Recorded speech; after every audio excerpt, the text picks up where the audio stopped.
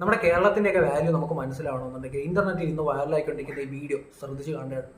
ലക്നൌവിൽ വെള്ളപ്പൊക്കം ഉണ്ടാകുന്നു. അതിൽ വരുന്ന ഒരു സ്ത്രീയെ അവിടെ ആൾക്കാർ കൈകാര്യം ചെയ്യുന്ന ഒരു രീതി ഇന്ന് ഇന്റർനെറ്റിൽ വൈറലാണ്.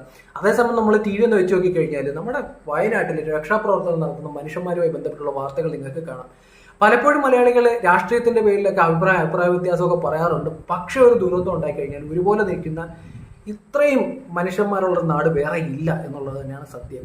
അമ്മ നഷ്ടപ്പെട്ട കുട്ടിക്ക് പാല് നൽകാൻ വേണ്ടി മറ്റു ജില്ലകളിൽ നിന്നും പോലും വരുന്ന അമ്മമാരെ നിങ്ങൾക്ക് കാണാം. സ്വന്തം ജീവൻ നഷ്ടപ്പെടുത്തിക്കൊണ്ട് രക്ഷാപ്രവർത്തനം നടത്തിയ ചെറുപ്പക്കാരെ നിങ്ങൾക്ക് കാണാം.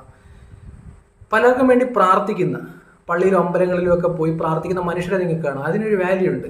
ചെറുതോ വലുതോ എന്നുള്ളതല്ല, പറ്റുന്നത് ഒരു ദുരന്തം നടന്ന സ്ഥലത്തേക്ക് എത്തിക്കുന്ന മനുഷ്യരെ നിങ്ങൾക്ക് കാണാം. അവരെ കൊണ്ട് പറ്റുന്ന രീതിയിൽ, അത് വസ്ത്രമാകാം, അവരുടെ കയ്യിലിരിക്കുന്ന എന്തോ, ചിലപ്പോൾ 1 രൂപയായിരിക്കാം. ഒരു കാര്യം ഉറപ്പാണ്, ഒരൊറ്റ കാര്യം ഉറപ്പ് പറയാം,